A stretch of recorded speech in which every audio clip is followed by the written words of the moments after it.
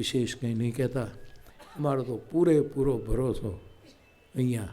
મારા માટે તો જીવિત સમાધિ આ, ચેતન સમાધિ આ, સહજ સમાધિ આ, અખંડ સમાધિ આ, શિવ સમાધિ આ, બધી સમાધિઓ એક હારે. જ્યોત સમાધિ આ, ગંધ સમાધિ આ, અને વચન સમાધિ મારો ત્રિભુવન દાદો, એ મારી સમાધિ.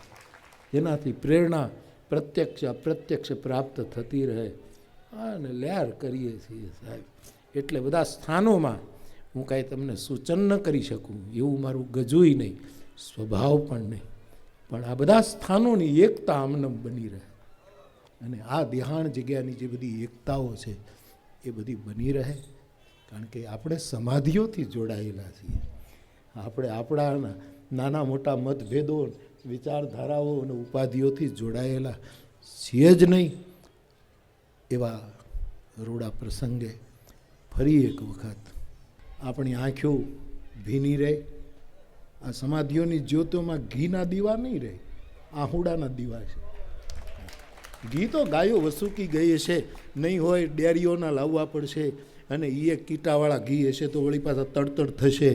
જેને આંસુડા હશે સાહેબ, એક શેર કહીને પૂરું કરું કે હંસને કે બહાને ભી આંખ ભીગી હોની ચાહીએ.